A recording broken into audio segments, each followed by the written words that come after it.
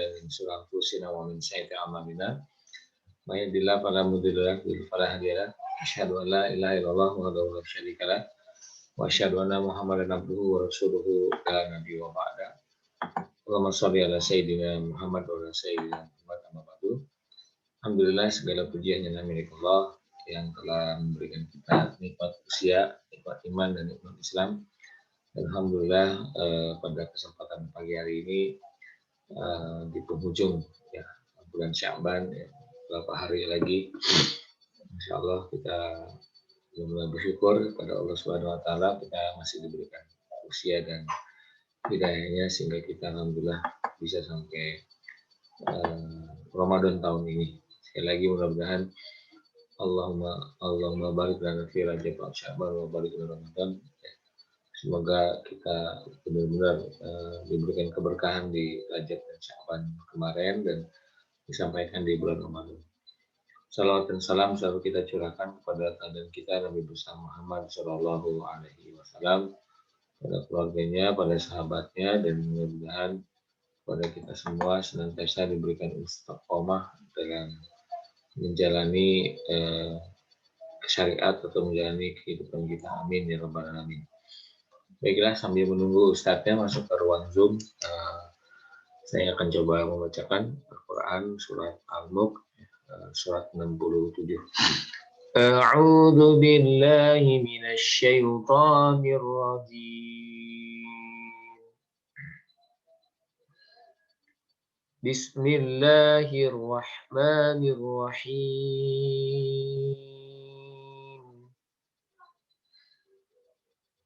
Tabarakalladzi biyadihil mulk wa huwa ala kulli syai'in qadir. Alladzi khalaqal mauta wal hayata liyabluwakum ayyukum ahsanu amala wa huwal azizul ghafur. الذي خلق سبع سماوات طباقا ما ترى في خلق الرحمن من تفاوت فارجع البصر هل ترى من فطور ثم ارجع البصر مرتين ينقلب إليك البصر خاشعا وهو حسير ولقد زينا السماء الدنيا بمصابيح وجعلناها رجوما للشياطين وأعتدنا لهم عذاب السعير وللذين كفروا بربهم عذاب جهنم وبئس المصير إذا ألقوا فيها سمعوا لها شهيقا وهي تفور تكاد تميز من الغيظ كلما ألقي فيها فوج سألهم خزنتها ألم يأتكم نذير قالوا بلى قد جاءنا نذير فكذبنا وقلنا ما نزل الله من شيء إن أنتم إلا في ضلال كبير وقالوا لو كنا نسمع أو نعقل ما كنا في أصحاب السعير فاعترفوا بذنبهم فسق لأصحاب السعير إن الذين يخشون ربهم بالغيب لهم مغفرة وأجر كبير. Alhamdulillah. Semoga atas pembacaan Al-Quran yang sudah kita baca sama-sama tadi menambah keimanan dan ketakwaan kita, semakin menambah kebersihan hati kita, jiwa kita dalam menjalani hidup kita, terutama tentu menjelang kita menghadapi Ramadan, tentu kita perlu kebersihan hati, kebersihan jiwa. Baiklah, tanpa berpanjang kalam, alhamdulillah Ustaz Sam sudah hadir di ruang Zoom kita. Insya Allah sesuai dengan temanya hari ini kita akan lebih banyak membedah kitab dari Riyadhus Shalihin yang bab tentang nasihat gitu ya. Mungkin kepada Ustaz, tafadhol mashkuran Ustaz.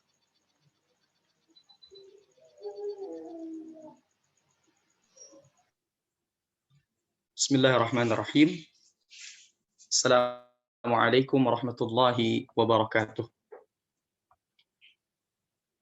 Innal hamdalillah nahmaduhu wa nasta'inuhu wa nastahdihi wa nastaghfiruhu wa natubu ilaihi wa na'udzu billahi min syururi anfusina wa min sayyiati a'malina may yahdihillahu fala mudilla lahu wa may yudlil fala hadiya lahu. Asyhadu an la ilaha illallah wahdahu la syarika lah wa asyhadu anna Muhammadan 'abduhu wa rasuluhu la nabiyya ba'dah. Allahumma salli wa sallim wa barik ala nabiyyina Muhammadin wa ala alihi wa sahbihi wa sallim tasliman katsira. Faqad qala Allah Ta'ala fi kitabihil karim, ya ayyuhalladzina amanu taqullaha haqqa tuqatih wa la tamutunna illa wa antum muslimun. Amma ba'd. Ikhwani fid din wa akhwati fid din, azani Allahu wa iyyakum.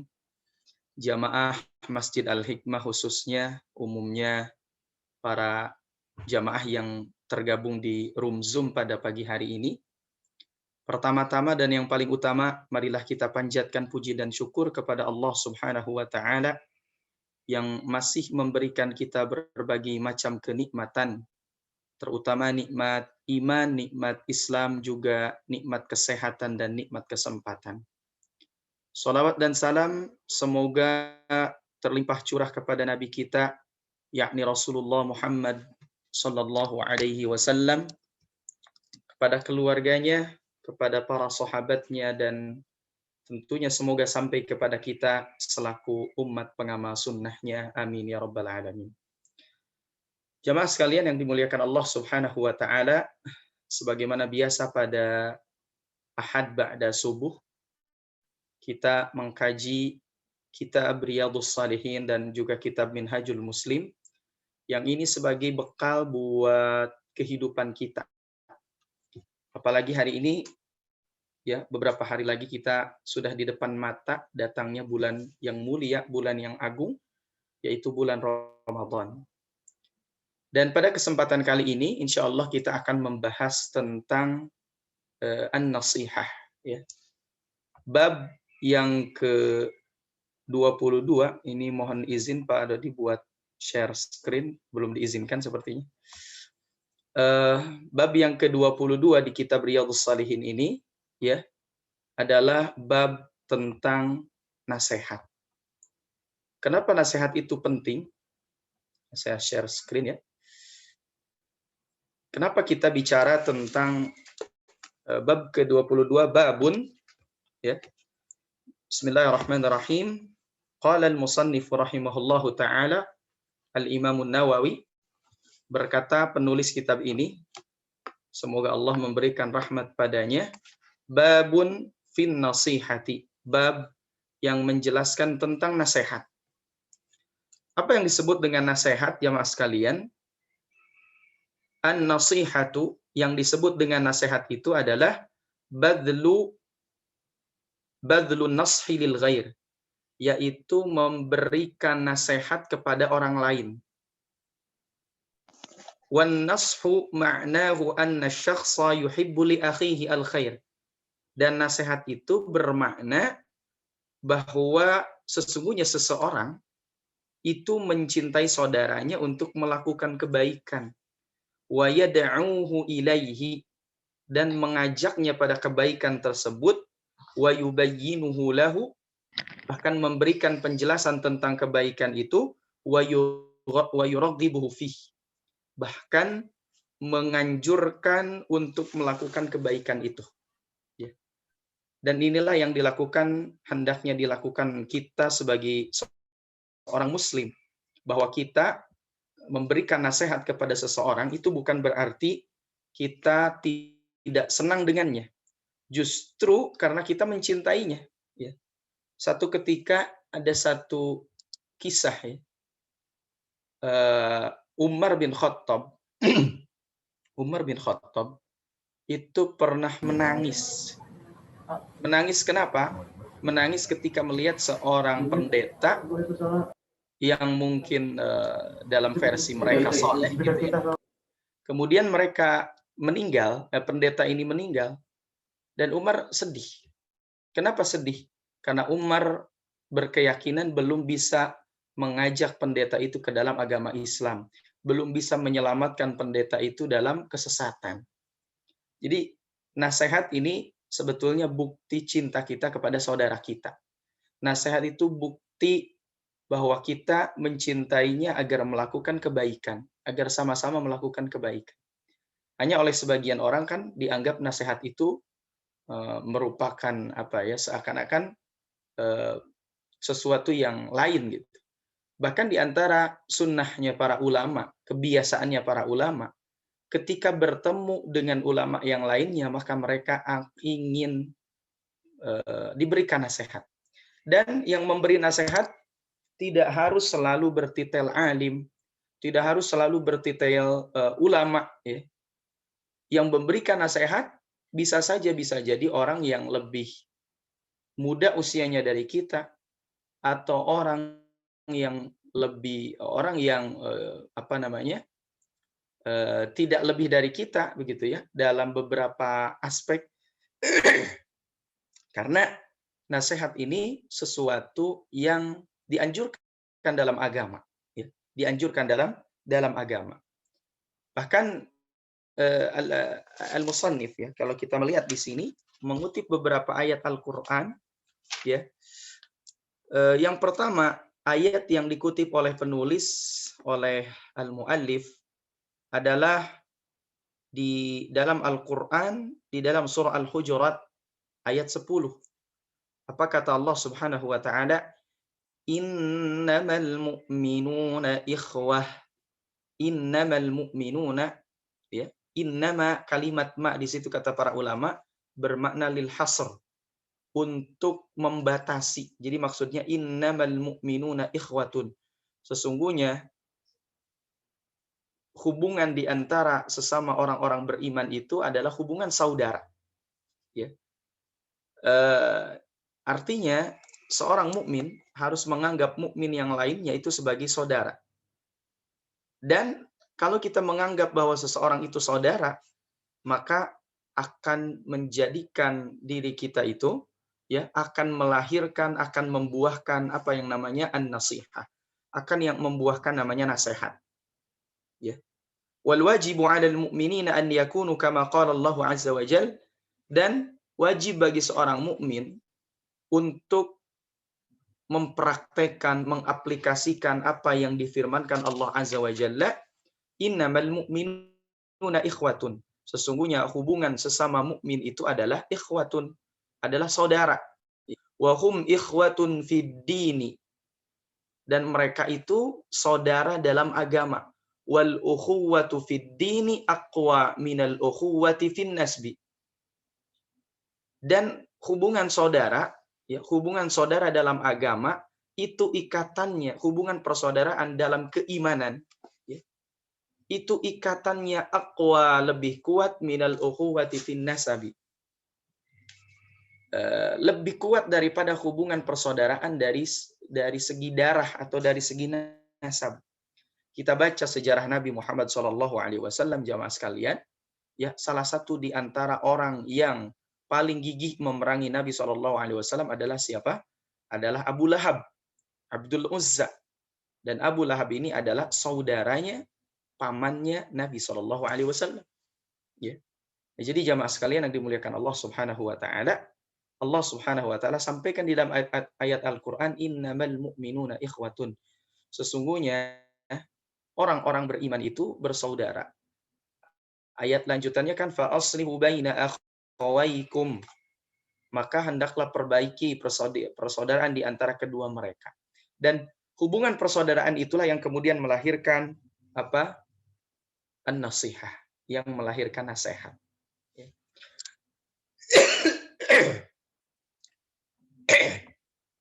Wa qala ta'ala, ya, dan berfirman Allah Ta'ala di dalam ayat lain, ikhbaran an Nuh, mengabarkan tentang kisah Nabi Nuh alaihi salam, wa ansahu lakum. Kata Nabi Nuh, wa ansahu lakum, dan aku telah memberikan nasihat kepada kalian semua. Jadi itu nasihat itu bentuk kasih sayang seseorang kepada saudaranya, ya.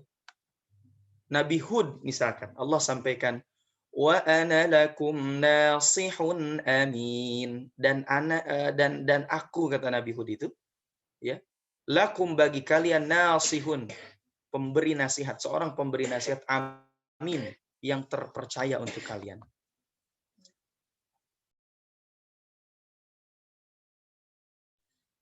Nah, ini yang kemudian penting buat kita jamaah sekalian, ya, bahwa nasihat itu bagian daripada agama kita.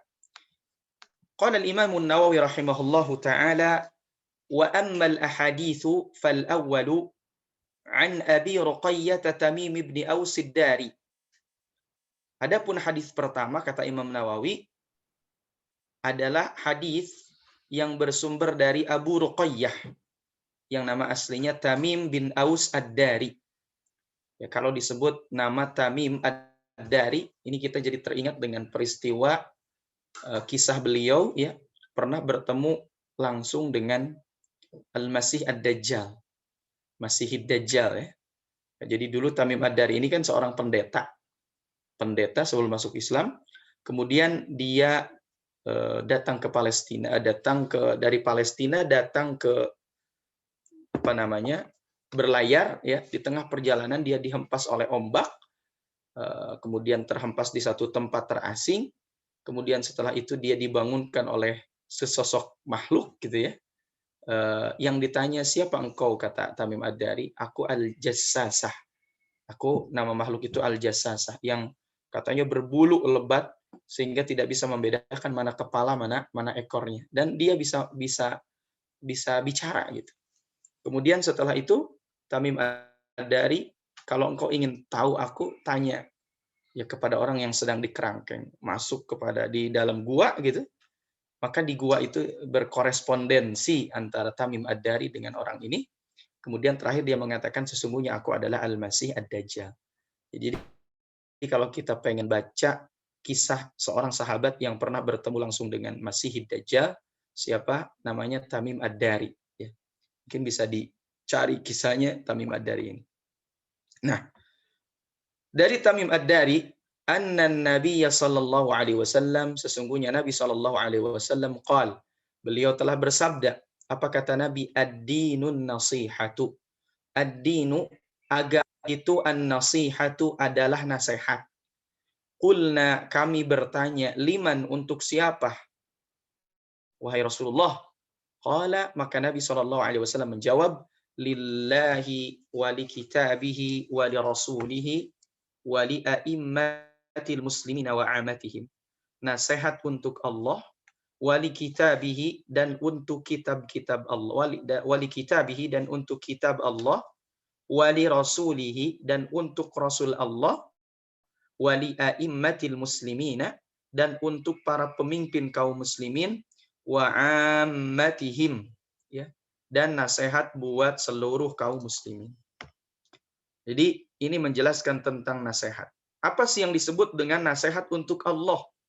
Apakah kita ngasih tahu Allah, ya Allah begini-begini? Ya.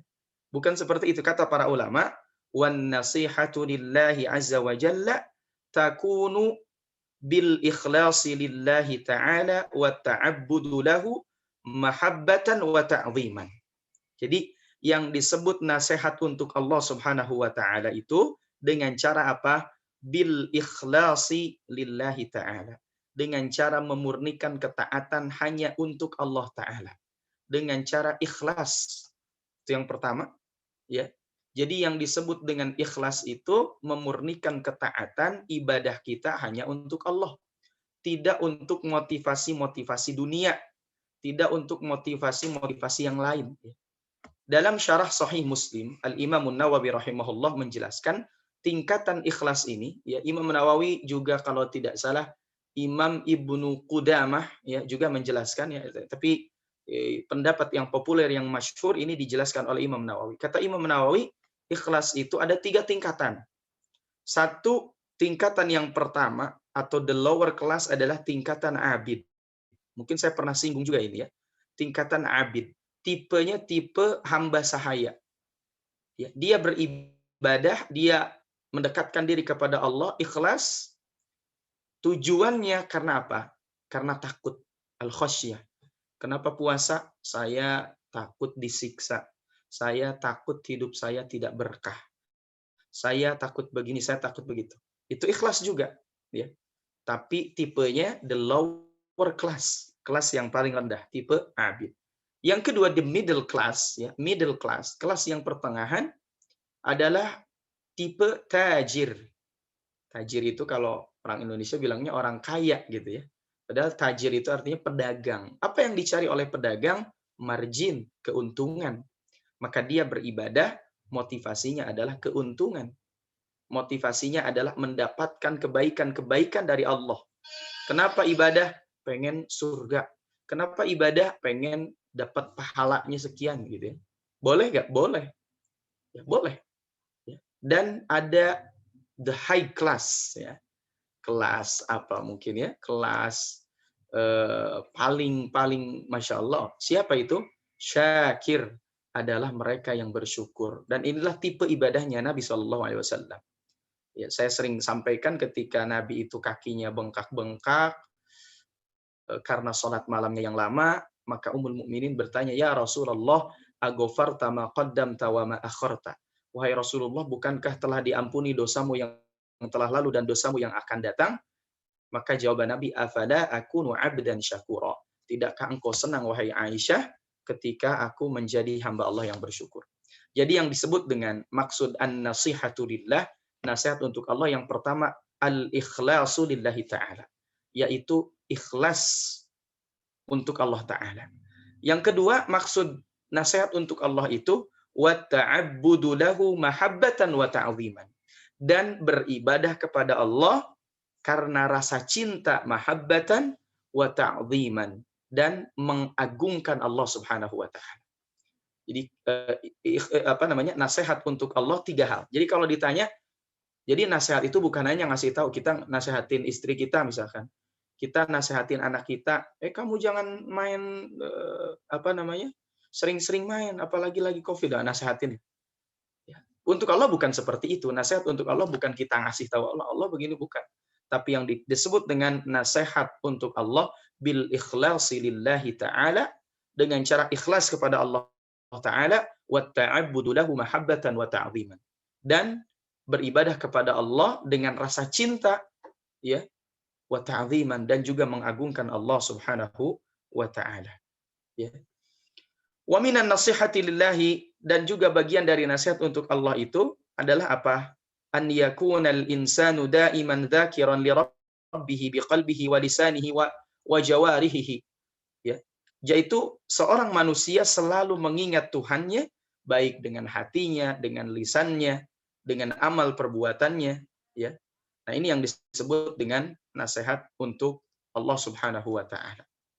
Ya, jadi yang disebut dengan nasihat untuk Allah Subhanahu wa taala, jadi 3 hal tadi. Salah satunya 3 hal. Walaupun nanti ada banyak, tidak terbatas, tapi salah satunya yang paling penting di antara yang penting lainnya adalah apa? Adalah dengan cara ikhlas, kemudian beribadah kepada Allah mahabbatan wa ta'ziman, dengan mencintai Allah ya, dan mengagungkan Allah Subhanahu wa taala. Kemudian yang kedua, kan di sini nasihat untuk siapa wahai Rasulullah? Nasihat lillah kata Nabi, untuk Allah. Yang kedua, wali kitabihi ya. Wali kitabihi. nasihat untuk kitab Allah. Apa maksud nasihat untuk kitab Allah? An yansyural insanu ma'nahu bainal muslimin wal ma'na as-sahih al-muwafiq li dhahirihi bihaitsu la yakunu fihi tahrifun wala taghyir. Jadi seorang manusia, nasihat untuk kitab Allah adalah seseorang atau kita, ya, menyebarkan ajaran kitab Allah ini di antara kaum muslimin, mengajarkan Al-Qur'an. Ini bentuk nasihat untuk Al-Qur'an itu kita mengajarkan Al-Qur'an.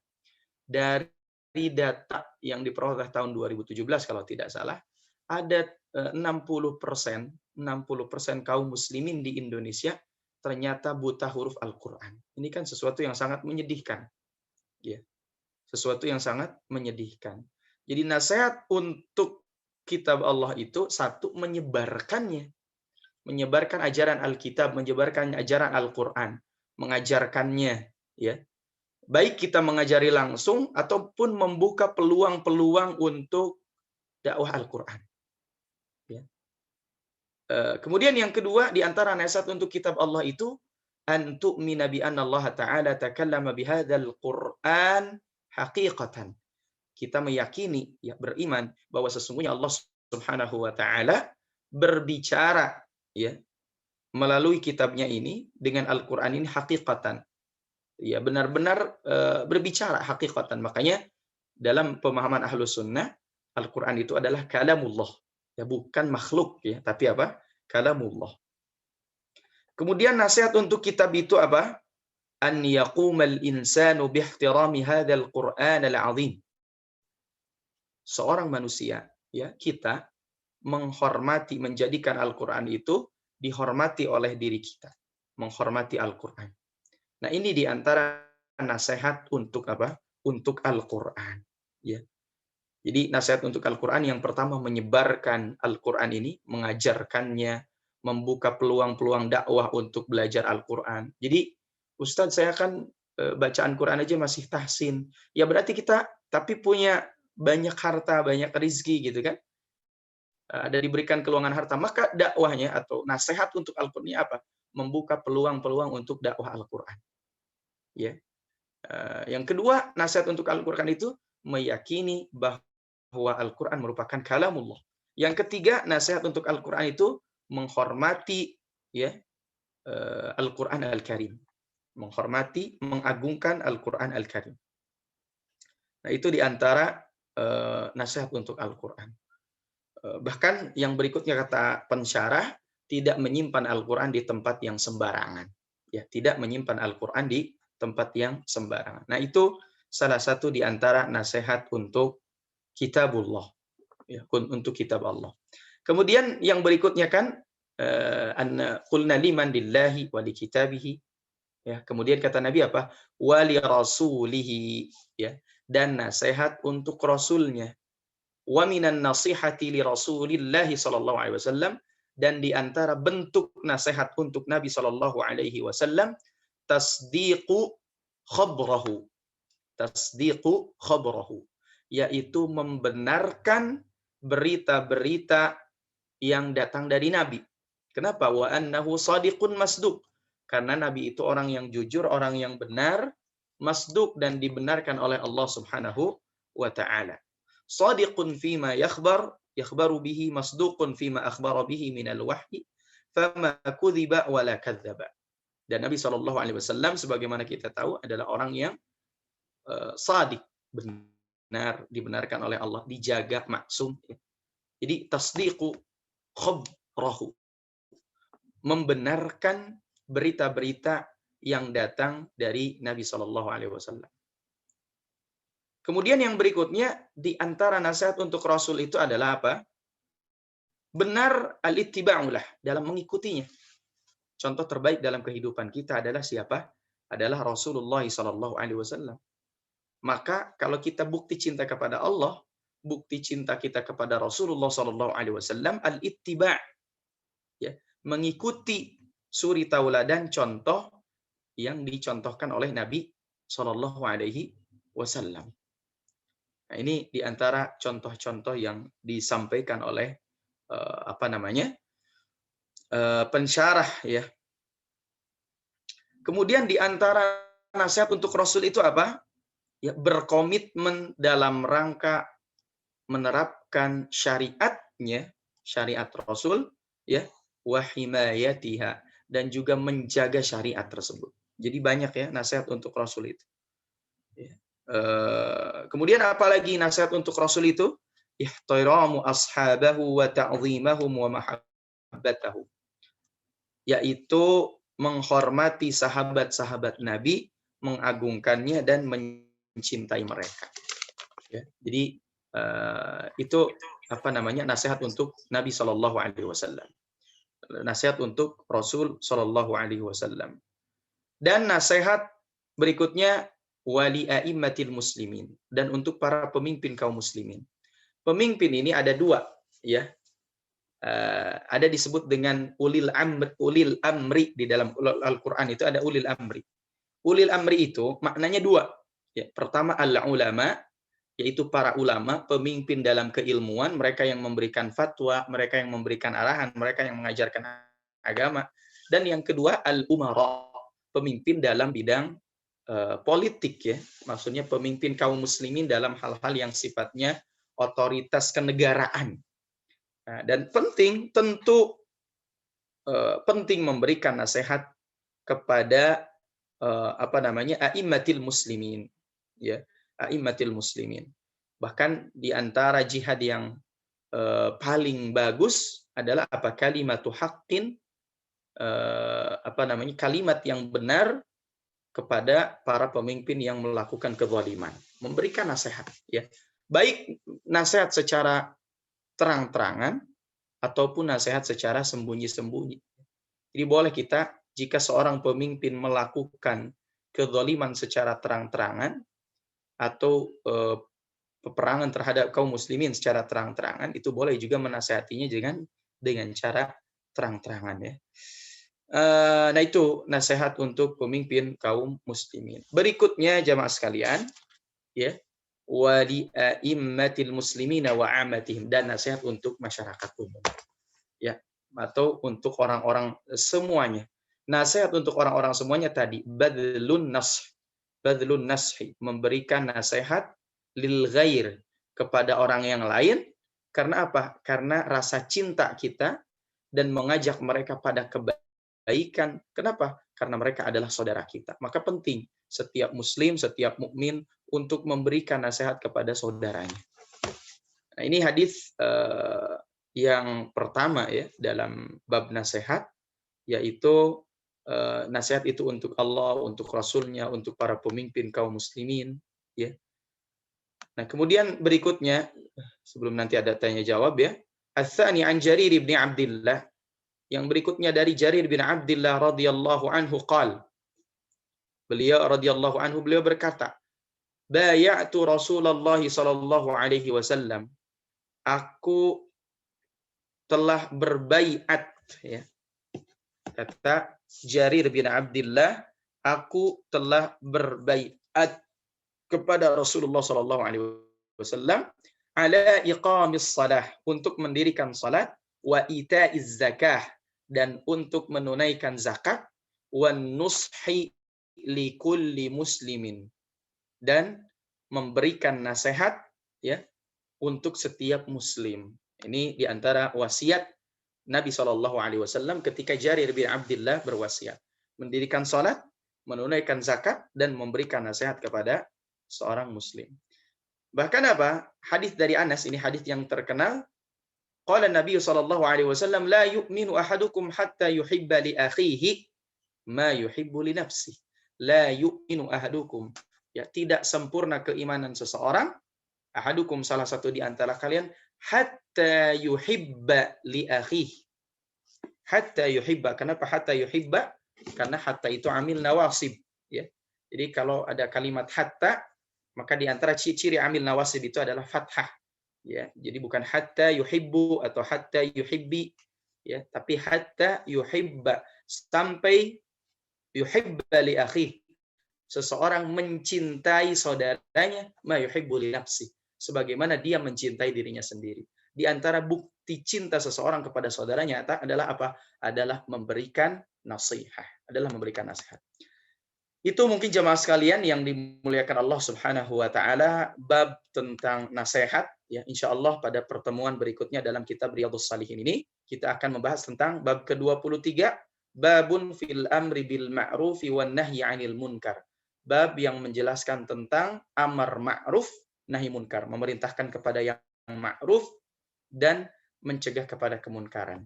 Pekan depan insyaallah sebagaimana biasa kita membahas Minhajul Muslim ya. Pekan berikutnya tematik ya, pekan berikutnya lagi insya Allah baru kita ketemu lagi dengan kitab Riyadhus Shalihin. Hadanallahu wa iyyakum ajma'in. Aqulu qouli hadza fastaghfirullah li wa lakum. Wassalamualaikum warahmatullahi wabarakatuh. Saya Waalaikumsalam. kembalikan lagi. Baik, syukran jazakallahu khair. Baik, para jamaah sekalian, kalau ada yang mau bertanya silakan di chat room agar efektif. Mungkin ada pertanyaan terkait dengan bab tentang nasihat ya. Nah, subhanallah untuk adinu nasihat, agama ini nasihat, maka mungkin ini menjadi landasan kita ya dalam beragama. Silakan mungkin ada pertanyaan.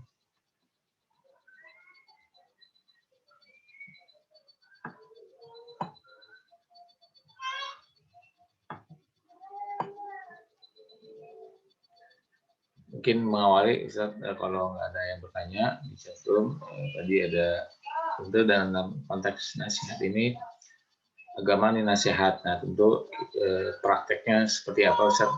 Kita misal tadi terutama ketika kita menasihati seorang Ustaz ya, nah, secara misalnya yang kalau yang lebih tua misalnya atau lebih senior misalnya atau yang lebih muda misalnya, itu ada nggak teknik-tekniknya atau cara-cara yang Rasulullah ajarkan gitu sehingga nasihat itu bukan kesannya menggurui ya. Kadang orang misalnya menggurui sehingga akhirnya tersinggung gitu kan. Maksudnya baik tapi dengan cara yang kurang tepat akhirnya kadang-kadang hasilnya tidak tepat juga misalnya. Jadi mungkin bagaimana tips-tipsnya Rasulullah ataupun bagaimana sehingga memang sesuai dengan maksudnya bahwa agama ini nasihat ya caranya baik dengan hasil yang baik. Mungkin bisa silakan. Baik, jemaah sekalian, kalau kita bicara tentang bagaimana tata cara atau teknis ya memberikan nasihat. Jadi agama Islam ini kan agama yang sempurna, agama yang menjelaskan, bahkan beberapa hal dijelaskan secara umum maupun secara teknis. Ya. Di antara adab-adab memberikan nasihat jamaah sekalian yang dimuliakan Allah Subhanahu wa taala sebagaimana disebutkan oleh para ulama, yang pertama tentu memberikan nasihat harus dengan ikhlas. Artinya niatnya bukan untuk dianggap lebih bijak gitu ya, dianggap lebih tua atau ada anggapan-anggapan lain dari orang lain. Tapi memberi nasihat ya tentu niatnya ikhlas karena Allah Subhanahu wa taala. Memberi nasihat karena kita yakin ini perintah dari Allah Subhanahu wa taala. Bahkan kadang-kadang, bukan kadang-kadang, justru kita pun perlu nasihat ya. Perlu untuk nasihat. Ya, kemudian yang kedua, tentu memberi nasihat itu harus dengan cara yang benar ya. Dengan cara yang benar yang tentu dijaga oleh syariat ya, dijaga oleh syariat. Nah, kadang-kadang bahkan di antara etika atau adab memberi nasihat itu tidak sering-sering memberi nasihat. Ya, jadi harus jarang. Maksud jarang itu misalkan kita memberi nasihat itu ya seminggu sekali. Enggak tiap ketemu kita kasih nasihat. Ya kita punya anak misalkan atau punya murid gitu ya, tiap ketemu dikasihnya nasihat. Ya, itu tidak jarang-jarang namanya, ya. Dan yang paling penting adalah yang paling bagus bagaimana Imam Syafi'i menjelaskan ya, di antara etika nasihat itu secara pribadi. Ya, kalau kita memberikan nasihat kepada saudara kita, yaitu secara pribadi. Ya, kalau misalkan dia melakukan tergantung ya, tergantung dia misalkan nasihat itu kan bukan hanya buat orang yang melakukan keburukan, ya, tapi nasihat itu juga buat kita penting. Saya kadang-kadang beberapa waktu suka nge-WA guru-guru saya gitu. Ustadz atau ya Syekh kasih dong nasihat gitu. Untuk apa? Ya kita untuk bukan refresh ya, untuk apa namanya? Mungkin ada sesuatu yang kita merasa hilang atau merasa dalam hati kita lagi galau atau lagi apa, kita lagi butuh nasihat. Maka minta kalau kita punya guru ya, minta kalau punya pembimbing, ya minta nasihat. Tidak harus yang memberikan nasihat itu orang yang lebih berilmu dari kita. Bisa jadi orang yang tidak lebih berilmu dari kita itu memberi nasihat, bisa jadi. Ya, karena bukan memberikan pelajaran ya. Jadi dan tidak menasihati seseorang, apalagi orang yang lebih tua dari kita dalam kondisi yang terang-terangan ya. Dalam kondisi di depan banyak orang ya, memberikan masukan, kritik atau termasuk nasihat di depan banyak orang ya. Imam Syafi'i pernah mengatakan kalau memberikan nasihat kepada siapapun kepadaku, maka sampaikanlah secara empat mata. Karena kalau dia memberikan nasihat di depan banyak orang, sesungguhnya seakan-akan dia menghinaku. Ya. Artinya begini, memang ada nasihat-nasihat yang perlu dilakukan ya di depan banyak orang dan itu tidak masalah. Ketika jadi kondisional. Nabi itu kalau memberikan nasihat, kadang dalam kondisi tertentu secara empat mata, kadang dalam kondisi tertentu secara langsung. Ya. Bagaimana secara empat mata? Oh banyak ya, banyak riwayat Nabi memberikan nasihat secara pribadi. Contohnya apa? Contohnya ketika Ibnu Abbas misalkan, ya gulam ini u'allimuka kalimatin, ya. Kemudian di situ dikatakan ihfadillah yahfadka tajidhu tujahaka dan seterusnya. Ya. Jagalah Allah maka niscaya Allah akan menjagamu. Itu secara pribadi. Ada kemudian nasihat yang dilakukan juga secara terang-terangan, ya, secara terang-terangan. Maksudnya di depan banyak orang. Satu ketika Nabi SAW sedang khutbah Jumat. Ya. Tatkala khutbah Jumat, tiba-tiba ada seorang sahabat yang masuk ke masjid, langsung duduk. Ketika langsung duduk tersebut, maka kata Nabi, berdiri, kata Nabi. Ketika khutbah, Nabi mengatakan berdiri. Itu kan di depan banyak orang. Ya. Maka kata Nabi, laksanakanlah olehmu sholat 2 rakaat. Idza dakhala alaikumul masjid fala tajlis hatta yusalli rakaatain. Kalau engkau masuk masjid, maka jangan langsung duduk, tapi apa? Kerjakan dulu sholat 2 rakaat, ya. Kemudian baru setelah itu duduk, ya. Di lain kesempatan juga Nabi pernah memberikan nasihat kepada siapa? Pernah memberikan nasihat, mengajarkan ya kepada seseorang. Ada seseorang sholatnya cepat gitu. Dan itu disaksikan oleh Abu Hurairah. 3 kali dia mengulangi sholatnya, kata Nabi, sholli fa innaka lam tusalli. Sholat karena sholat lagi, ulang lagi karena sesungguhnya engkau belum sholat. Ya, terus dia sholat lagi, sholatnya cepat lagi.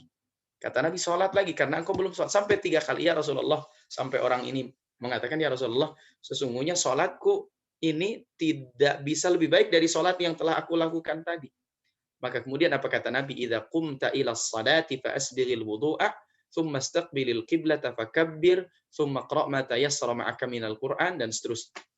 Maka kata Nabi, kalau engkau berdiri untuk salat, maka apa namanya? Fa asbighil wudu'. Sempurnakanlah wudu, thumma istaqbilil qiblah, kemudian menghadaplah ke kiblat, fakabbir, kemudian bertakbirlah, thumma qra' ma tayassara ma'aka minal Qur'an, kemudian bacalah ayat yang paling mudah di dalam Al-Quran. Ya. Jadi kondisi menasehati terang-terangan atau secara sembunyi-sembunyi itu kondisional. Ya. Kondisional. Kalau misalkan secara umum, hakikatnya harus secara sembunyi-sembunyi. Apa namanya? Hukum asalnya harus secara sembunyi-sembunyi. Tapi dalam kondisi-kondisi tertentu boleh memberikan nasihat secara terang-terangan jika itu memang diperlukan. Ya, jika itu memang diperlukan.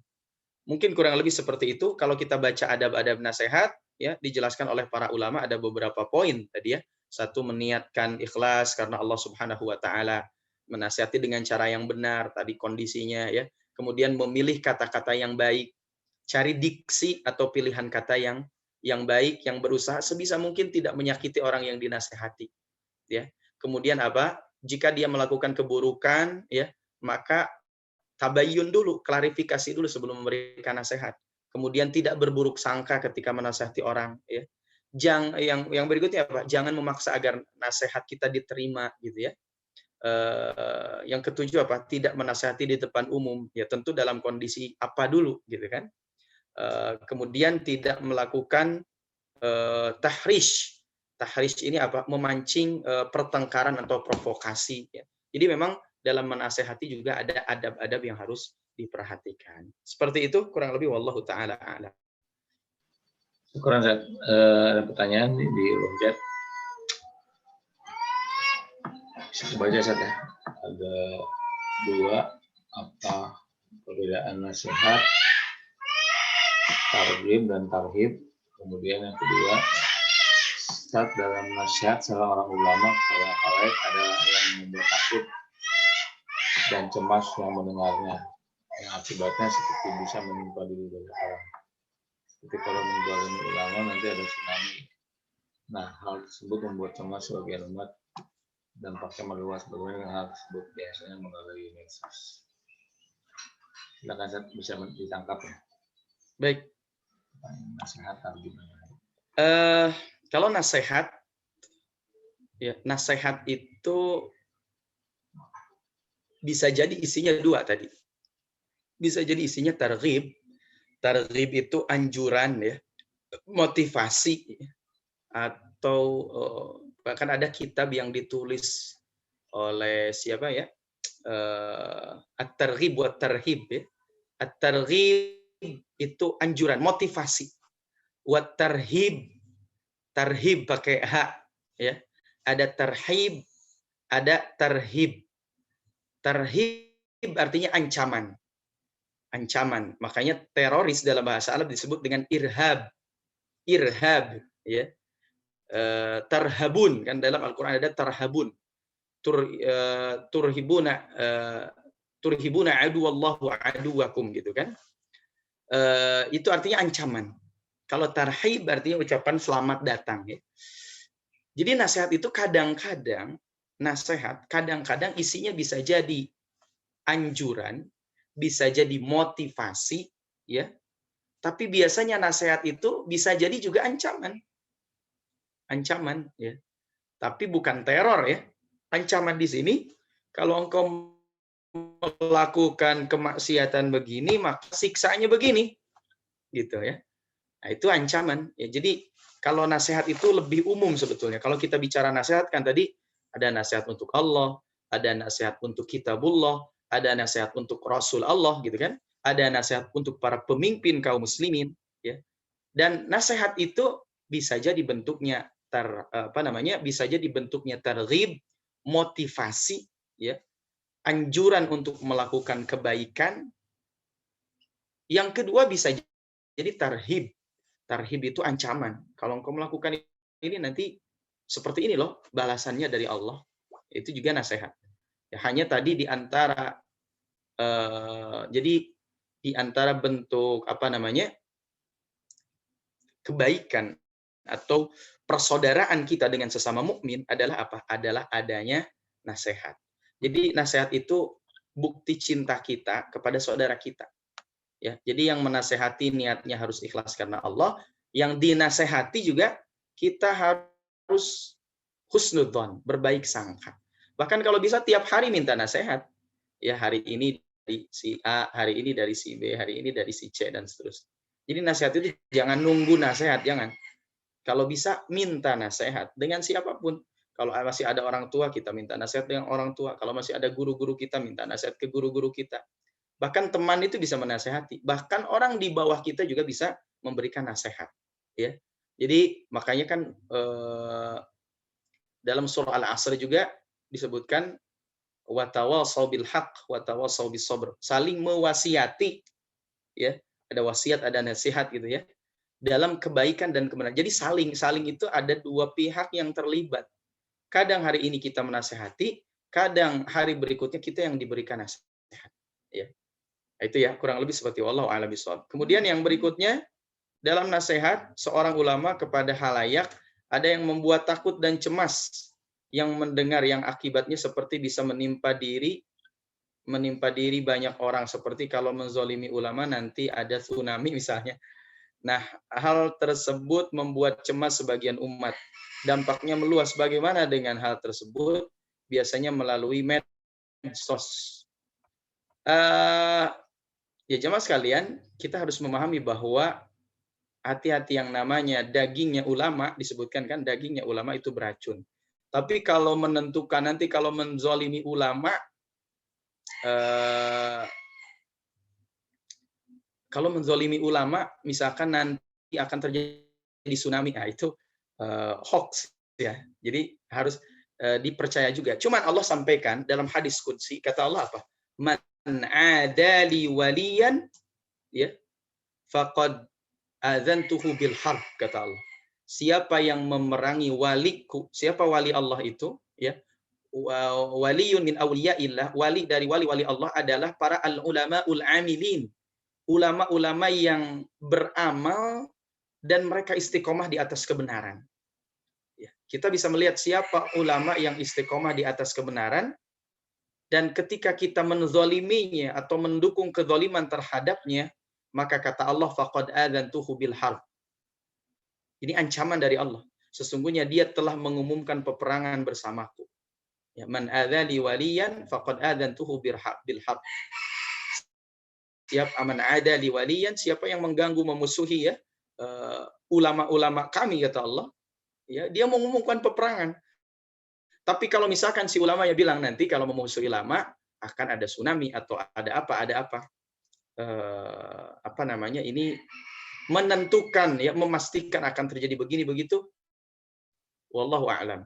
Itu hanya urusan Allah. Hanya kita bisa melihat hari ini banyak terjadi bencana ya. Kemarin ada di NTT kan bencana gitu ya. Beberapa hari kemarin baru saja di mana di Malang kan ada gempa gitu. Ini kita sebagai umat Islam juga harus evaluasi ada apa sebetulnya ini kan. Umar bin Khattab dulu pernah terjadi gempa bumi di Madinah ya. Apa pertanyaan Umar kepada masyarakatnya? Maksiat apa, kata Umar bin Khattab, yang telah kalian lakukan? Maksiat apa yang telah kalian lakukan? Jadi kita termasuk pemimpin-pemimpin kita harus evaluasi ya. Apa kezaliman, apa keburukan yang telah dilakukan. Dan kita sebagai masyarakat bukan hanya menyalahkan pemimpin, tapi kita nanya juga ke diri kita. Dalam beberapa aspek, ya, pemimpin yang paling bertanggung jawab di dunia dan di akhirat. Dan ancamannya besar di sisi Allah. Ya. Tapi juga kita, ya, selain menyalahkan orang, juga nyalahin juga diri sendiri. Kenapa terjadi demikian? Apa maksiat yang telah saya lakukan? Kita kan nggak tahu ya. Mungkin kemarin di NTT, di Malang, kita nggak tahu. Jawa Barat ini, Bogor ini, semua orang tidak ada yang bisa selamat dari ancaman Allah Subhanahu wa taala. Maka kita tentu harus hati-hati, apalagi di zaman fitnah. Sekarang itu zaman fitnah ya. Apa yang disebut zaman fitnah? Kata Syekh Al-Munajjid, fitnah itu ada kurang lebih ada 11 makna, 11 apa 12 makna. Di antara makna fitnah itu apa? Istibahul haqqi bil batil. Campur aduk antara yang benar dan yang salah. Sehingga kita sulit membedakan mana yang hak, mana yang batil. Mana yang benar, mana yang salah. Mana harus diikuti, mana harus ditinggalkan. Maka kurang lebih seperti itu jawabannya. Wallahu ta'ala alam. Begitu Pak Dodi. Baik, alhamdulillah. Banyak penjelasan yang bisa jadi satu tema juga saatnya. Ya, mau tentang tadi adab nasihati, juga tentang bagaimana kita bersikap dengan para ulama ya. Mudah-mudahan sekali lagi sesi kajian kita di pagi hari ini semakin menambah iman kita dan juga pemahaman kita bagaimana kita bersikap atau bagaimana kita menasihati orang, termasuk diri kita juga ketika kita mendapat nasihat dari orang ya, bagaimana kita bersikapnya seperti itu. Dan tadi yang sangat menguatkan ya, salah satu niat nasihat kepada Allah adalah satu, kita niat, kedua kita senantiasa beribadah taat dengan mahabbatullah ya, dengan rasa cinta ya, saya kira itu. Jadi bagaimana kita menumbuhkan rasa cinta dalam setiap ibadah yang kita lakukan, diiringi ya, dan yang ketiga dengan rasa keagungan ya kepada Allah, rasa agung kepada Allah. Mungkin ada tambahan Ustaz, mungkin sebagai closing, kalau nggak ada tambahan dari atau ada pertanyaan dari yang lain sebagai closing, kalau Ustaz.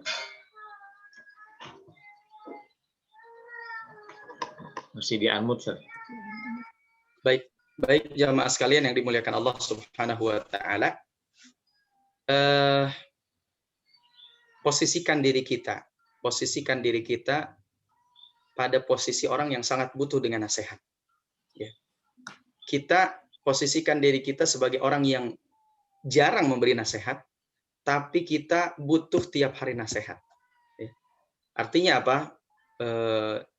Kalau kita sebagai orang tua atau sebagai dosen, sebagai guru atau sebagai orang yang lebih dituakan, maka posisikan ya kita harus memberikan nasihat. Tapi di antara adab atau etika memberikan nasihat tidak terlalu sering. Dan tadi ada pertanyaan terakhir, apakah kalau kita memberi nasihat kemudian tidak diterima nasihat itu, apakah kemudian mendoakan keburukan, apakah doa itu akan dikabul? Ingat firman Allah Subhanahu wa taala. Apa kata Allah? In ahsantum ahsantum li anfusikum wa in asatum falaha. Selama kita ikhlas, kita beramal kebaikan, maka kebaikan itu buat kita, bukan buat orang lain. Ya. Jadi kita nasihat, memberikan nasihat dan niatnya ikhlas karena Allah, maka kebaikan dari nasihat itu untuk diri kita. Wa in asatum falaha. Begitu juga kalau orang melakukan keburukan, ya, maka keburukan seseorang itu bukan buat orang lain tapi bukan buat kita tapi buat orang yang melakukan keburukan itu. Jadi Allah tidak pernah zalim ya. Kita memberi nasihat terus didoakan keburukan oleh orang lain dan kita ditimpa keburukan itu akibat doa orang itu. Allah tidak akan pernah melakukan kezaliman. Dan Allah lebih tahu ya siapa yang melakukan keburukan. Boleh jadi ketika dia berdoa tersebut ya, maka keburukan yang dia minta untuk orang lain itu kembali kepada dirinya. Yakin akan firman Allah, in ahsantum ahsantum li anfusikum. Ya, kalau engkau melakukan kebaikan, kebaikan itu buatmu.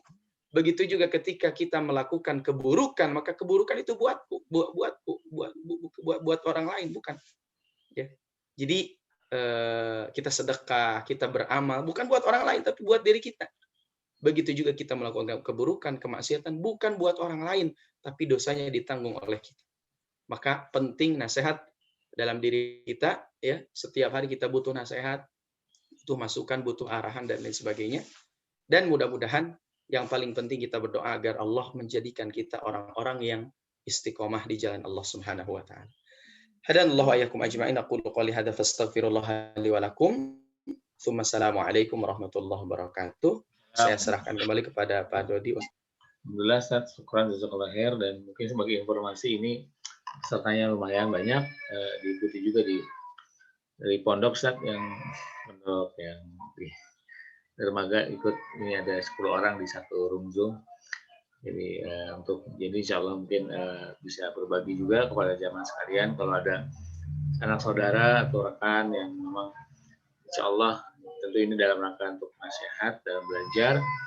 Kalau kita tidak langsung bisa mengajarin, memberikan input, tentu dengan kita men-share informasi ini mudah-mudahan pahalanya juga kebaikan untuk kita semua. Jadi jazakallahu khair kepada juga para santri yang ada di dermaga ya, yang mengikuti kajian kita juga hari ini.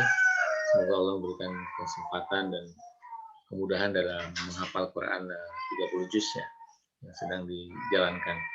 Dan juga para jamaah sekalian, mudah-mudahan kita semua bisa diberikan keistiqomahan, kesehatan, kebahagiaan, kebaikan selalu.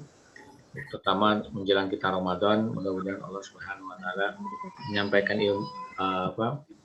menyampaikan usia kita di bulan Ramadan tahun ini dan diberikan kebaikan selalu dan lebih baik lagi dibanding tahun-tahun sebelumnya. Kita tutup dengan baca doa Subhanakallahumma wa bihamdika asyhadu an la ilaha illa anta astaghfiruka wa atubu ilaik. Assalamualaikum warahmatullahi wabarakatuh. Jazakallahu khairan.